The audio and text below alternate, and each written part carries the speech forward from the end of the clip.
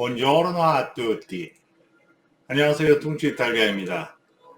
전면에 바로 와인 라벨이 등장하니까 좀 이상하실 수도 있겠네요.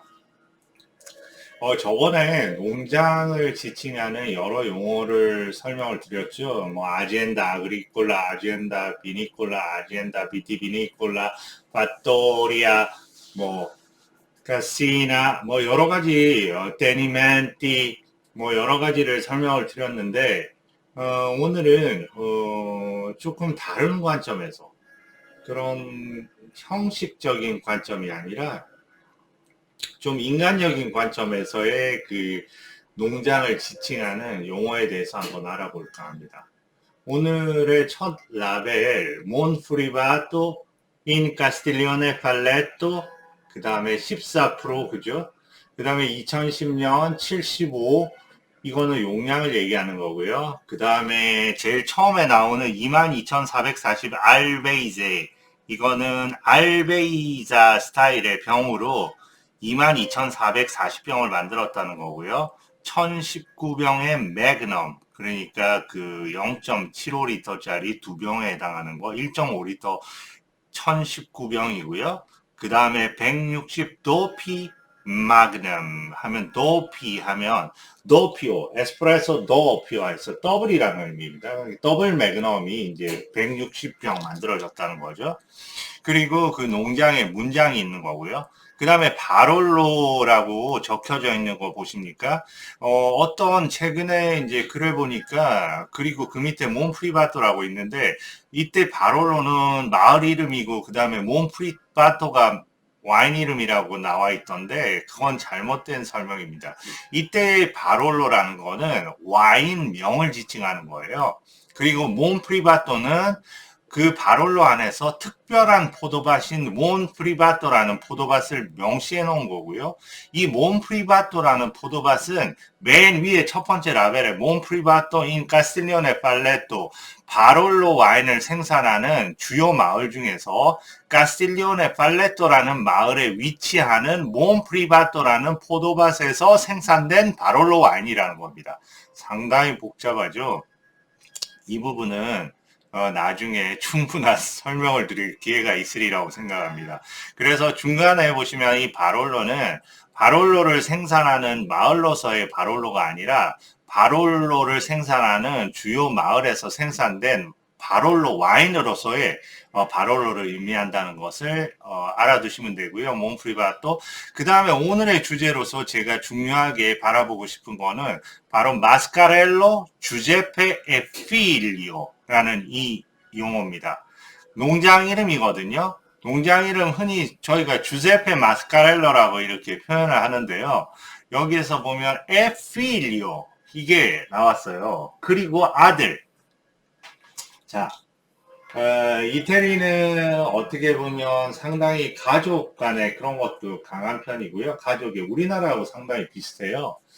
가족 간의 형제라든지 이런 우애가 대단히 좋고, 가족이 어떻게 보면 살아가는 인간 단위 중에서 최상의 개념으로 여겨지는, 모든 나라가 그렇겠지만, 특별히 가족에 대한 애착이 많은 나라예요. 그래서, 어떻게 보면, 이태리 마마보이도 참 많죠. 결혼하고 한참 있어도 늘 마마 하면서 엄마를 찾는 그런 영원한 마마보이들이 상당히 많은 이태리이기도 합니다. 그런데 제가 여기서 필리오 이런 어떤 부분들을 다루는 거는 농장을 이렇게 보면 농장의 오너가 있고요. 그 다음에 작은 규모의 농장이나 큰 규모의 농장이나 그 자식들이 있을 겁니다. 그래서 대부분 소규모의 농장에서는 거의 아버지와 자식들이 한 몸이 돼서 이렇게 일하는 경우가 많아요. 그래서 농장을 지칭할 때도 어떤 아버지의 성과 그 뒤에 아들들이라든지 아니면 아들이 하나밖에 없을 때는 아들이라든지 아니면 형제가 했을 때는 프라텔로 하면 형제고 프라텔리 하면 복수로 형제들이라는 거거든요. 그래서 형제들이라는 이름을 사용하면서 가문의 이름하고 해서 농장 이름을 지칭하는 경우도 많습니다. 그러면 이 정도에서 라벨 뒤에 제가 이 정도에서 라벨을 충분히 여기는 마스카렐로 주제페 에필리오 이렇게 돼 있고요. 자, 그러면 제가 요거를 살짝 정리를 하고 칠판으로 가져가 보겠습니다. 지금 이 주제페 마스카렐로라는 이 농장은 어마어마한 그 역사를 가진 대표 농장입니다.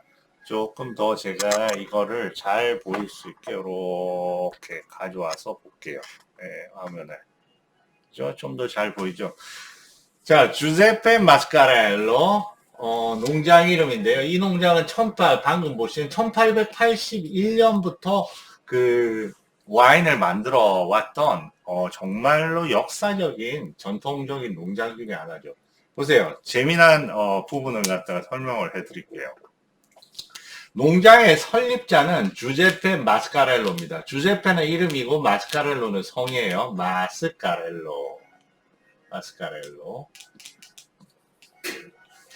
제일 처음에 이분이 이제 농장을 설립하는데 큰 기여를 하신 일종의 설립자고요.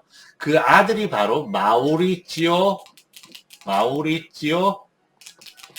마스카렐로입니다. 근데 이 마우리치오 마스카렐로라는 분이 실질적인 농장의 기틀을 마련한 분이에요. 자, 이분의 라벨 보세요. 1906년에서 1919년까지는 본인의 이름을 그대로 씁니다. 마우리치오 마스카렐로. 그러다가 1920년에서 22년, 그러니까 돌아가시기 한 얼마 전이죠. 그때는 마우리치오 마스카렐로 앤드 필리라는 뜻은 필리는 아들의 복수입니다. 아들들이라는 거예요. 그러니까 프랑스에서도 보면 뭐 부샤르의 피스, 부샤르와 그의 아들 뭐 이런 식으로 해서 쓰듯이 벌써 이제 그 아들들이라는 걸 갖다 이제 쓰게 됩니다. 그 다음에 그 가문을 이어받은 주제페 마스카렐로 보세요. 설립자도 주제페 마스카렐로, 손자도 주제페 마스카렐로. 이태리는 흔히 보면 전통적인 의미로 해서 이 할아버지의 이름을 많이 손자가 따서 그대로 사용하는 경우가 많습니다. 그래서 이 분 역시도 할아버지인 주제페 이름을 그대로 따서 주제페 마스카렐로 이렇게 되는 거죠. 이분은 보세요. 1924년에서 66년까지의 와인 라벨을 보면 이제 성하고 이름만 바꿨습니다. 마스카렐로 주제페. 그러니까 마스카렐로 성을 앞으로 드러내고 그 다음에 주제페. 뭐 평이합니다. 일반적으로 할 수 있는 어떤 그런 거예요. 그 다음에 이제 현재의 오너거든요. 현재의 오너는 마우로 마스카렐로인데 이분은 보세요. 1967년부터 이제 농장을 이어받아서 할 때는 마스카렐로 주제페 앤 필리오 아들이라는 말이 등장합니다. 자신이라는 거죠. 그 다음에 보시면 그 다음에는 어떻게 해야 돼요? 주제페 마스카렐로 주제페 성하고 이름 다시 이제 앞에 성 이름이 나오고 성이 나오고 그 다음에 필리오. 오늘날 아까 보여드린 라벨은 어떻게 되어 있습니까? 마스카렐로 주제페 에 필리오. 그러니까 이 필리오. 그러니까 본인의 아들, 그러니까 예전에 그 라벨을 그대로 이렇게 쓰는 거죠. 그래서 상당히 복잡한데, 주제페, 마스카렐로, 그 안에서도 뭐 필리오가 등장하기도 하고, 필리가 등장하기도 하고, 이런 부분들이 상당히 좀 재밌는 부분들입니다. 그래서 갑자기 이 지우개가 어디로 갔지? 갑자기 칠판 지우개가 안 보이네요. 지우개. 잠깐만 이렇게 해가지고 지워보겠습니다. 임시로나마 휴지로 이렇게 지워보겠습니다. 자, 그러면 제가 왜 이 말씀을 드리냐면 자, 필리오. figli. 그 다음에 fratelli. 그 이태리의 농장이라는 거는 상당히 가족적인 어떤 그런 부분들이 많기 때문에 필리오 하면 아들, 그죠? 아들들, 형제들 이렇게 되는 거예요. 그래서 그 와인 농장 앞에 아까 보시면 이게 대표적으로 주제페 마스카렐로 and 필리오 이렇게 쓰기도 하고 아까처럼 주제페 마스카렐로 하고 여기다 주제페 필리오 이렇게 쓰기도 하고 아니면 필리도 흔히 보면 뭐 농장의 이름하고 뒤에 이제 필리 하면 아들들이라는 이름으로 아까 주제페 마스카렐로에서도 필리라는 이름이 나왔습니다. 그 다음에 뭐 대표적으로 보면 피에몬테 농장 중에 제가 좋아하는 농장 중에 하나인 바라알레, 프라텔리 바라알레, 이런 농장도 마찬가지로 보면 바랄레 형제들. 참고로 보시면 지금은 이 농장 보시면 지금은 보시면 오데로라고 큰 글씨가 이렇게 썩혀져 있지만 이 오데로 가문도 예전에는 어떤 라벨이었냐면 프라텔리 오데로였어요. 그러다가 지금은 이제 오데로만 쓰는 거 보면 어떻게 되겠어요? 이 형제가 서로 자기의 길을 가거나 아니면 형제 중에서 한 분이 돌아가시거나 그런 경우에는 이제 프라텔리라는 말이 사라지게 됩니다. 그래서 뭐 이런 부분들이 이제 와인에서도 이렇게 등장을 하는데 제가 하나 그 책을 읽어 드리겠어요. 제가 예전에 그 번역했던 책인데요. 책에 이태리 바롤로 관련돼서 이탈리아 와인의 거장들이라는 책인데요. 제가 이 책에서 가장 좋아하는 대목 중에 하나입니다. 이 비올란테 소브레로라는 이 사진에 나온 분이 이제 어떻게 자신이 바롤로 와인을 만드는 사람이 되었나 이런 데 대한 어떤 회고하는 기억들을 담은 거라 그 당시에 여러 스토리를 볼 수 있어서 제가 한번 읽어드리겠습니다. 나의 아버지는 7명의 자식들이 있었고 그들에게 흔한 이름을 붙이기를 원치 않았다. 이 부분 재밌어요. 왜냐하면 예전에는 전부 자코모, 주세페 뭐 이런 이름들이 많았어요. 왜냐하면 여기 보세요. 카스틸리오네 여기 카스틸리오네 발레토라는 마을에서는 모두가 손주아들에게 항상 할아버지의 이름을 붙였고 그런 이유로 조바니, 주제페, 안토니오 같은 이름이 너무나 많아서 편지 하나가 도착하면 대혼란이 발생하였다. 재밌는 얘기죠. 그런 이유로 이분의 아버지는 형제들의 이름, 자식들의 이름을 갖다가 독특하게 지었어요. 자, 그런 이유로 우리 형제들은 피오리토, 에이델, 라파엘레, 오스카르, 비올란테, 엘사, 카르멘이라는 이름을 얻게 되었다. 땅을 경작하고 포도를 재배하는 일은 나와 나의 형제 피오리토와 여자 형제 에이데르가 맡았다. 우리는 가족 소비 용도로 언제나 약간의 포도주를 만들기도 했으나 일상적으로는 포도를 팔았다. 나는 1943년 프랑스 전선에서 이탈해 집에 머물렀다. 나는 어떤 연장도 없이 농촌에서 일했다. 해서 이제 조금 넘어가서 수학철에 카파디 돌리아니의 여주인이 와서 우리의 포도를 사가기를 원했다. 처음에는 10kg에 190리라에 팔았고 그 다음에는 그녀는 다시 와서 180리라를 주었다. 나는 형에게 말했다. 형, 포도를 더 이상 팔지 말고 우리가 이제 직접 와인을 만들자. 우리가 틀리지 않았음을 알게 될 것이야. 우리는 큰 물통에 하나 있었고 안에 있는 것을 비웠다. 그리고 포도를 압착해 포도주를 만들었다. 다음에 우리는 포도를 팔 때보다 직접 포도주를 만들어 더 많은 돈을 벌었다. 나는 위대한 와인을 만들기 위한 비밀은 포도에 있고 좋은 포도를 얻기 위해서는 태양이 필요하다고 생각했다. 1903년생인 나의 형 피오리토는 나의 생각으로 너무나 훌륭한 농부였으며 엄청난 열정을 갖고 있었다. 나는 위대한 와인들을 만들었고 신문에 기사가 나기도 하였다. 그러나 나는 칭찬을 항상 나의 형에게 돌렸다. 포도 수확에 있어서는 여전히 과거의 전통을 따랐다. 수확을 할 때 완전하지 못한 포도는 넣지 않았으며 아주 엄격하게 수확했다. 아직 무르익지 않은 포도는 넣지 않았으며 나쁜 포도는 받아들여지지 않았다. 플라스틱 통보다 질이 우수한 나무통을 사용하였는데 나무통 안에서는 수확한 포도가 하루 이상 머물게 되는 경우에도 변질의 우려가 없었다. 여기 나옵니다.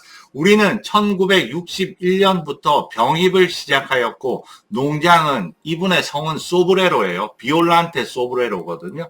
그런데 소브레로 필리포 에필리 여기서 나옵니다. 농장 이름을 어떻게 지었는지 자, 소브레로 필리포 아버지의 이름을 썼어요. 엔 에필리 그러니까 필리포 소브레로와 그의 아들들, 자식들이라고 불렀다. 농장 이름 이렇게 만드는 의미를 이제 이해하셨을 겁니다. 여기서 정말로 감동적인 부분이 나옵니다. 1977년 나의 형이 세상을 떠났고 그를 잃은 슬픔으로 나는 절망에 빠졌다. 난 다른 누구의 도움도 필요 없었으며 혼자의 힘으로 그것을 더 이상 할 수 없다고 생각했을 때 더 이상 그 일을 할 수 없었다. 그래서 1982년에 나는 그 일을 그만두겠다고 결정했다. 나는 정신적으로 우울했으며 상상할 수 없는 슬픔에 빠졌다. 이 포도밭을 팔게 되었을 때 나의 가슴에는 칼로 베어내듯 한 상처가 남게 되었다. 이렇게 끝나거든요. 감동적이지 않습니까? 저는 이 안에 와인의 모든 어떻게 보면 그 내용들이 다 들어있다고 이제 생각을 합니다. 그래서 이 가족이라는 부분 어떻게 보면 와인에서 제일 중요한 부분이에요. 그래서 농장을 표현하는 방식에서도 이제 항상 뭐 프라텔리, 쥐리오, 필리 이런 게 등장하는 게 당연하고요. 그렇지만은 지금은 이 가족들 중에 한 분이 뭐 사망하시던가 아니면 가족 간의 어떤 분쟁으로 인해서 이런 이름들이 점점 사라져 가는 거죠. 그래서 이런 이름이 사라져 가는 것 자체도 하나의 그 뭐 와인도 인간사의 한 부분이라 다름이 없기 때문에 인간사의 다른 부분처럼 그렇게 해가지고 인식이 되는 것 같습니다. 그래서 오늘은 이렇게 그 와인과 관련된 단어, 와인 농장에 관련된 단어, 필리라는 의미에 대해서 한번 알아봤는데요. 뭐라 그럴까, 참, 갈수록 어떻게 보면 점점 더 이제 그나마 한 7헥타, 8헥타 되던 농장들도 갈수록 보면 그 자식들, 그리고 그 안에, 그래서 제가 보면서 또 하나 재밌는 거는 지금은 보면 아들이 없는 경우에, 자식들 중에서 딸만 있는 경우에 딸이 아들 못지않게 그 농장을 이어가는 경우도 상당히 많아요. 근데 저는 늘 이제 궁금했던 게 그런 경우에 이제 용어를 어떻게 쓸 건가. 그런 부분에 대해서 좀 궁금하기도 했습니다. 주세페 리날디라는 엄청난 농장이 있죠. 이 오너분은 돌아가셨고 지금은 현재는 마르타라는 딸하고 그 여동생이 이어가고 있는데 이때는 어떻게 향후에서 뭐 한 10년 후에는 이름이 어떻게 될까? 예를 들어서 뭐 마르타 히날디가 되지는 않겠죠. 그런데 뭐 주제페 리날디의 뭐 마르타라든지 아니면 필리아라는 이름이 등장해서 딸이라는 이름이 등장할 수도 있고 이런 거가 어떻게 될지도 이제 지켜보는 게 나름대로의 또 그런 뭐 의미가 있겠네요.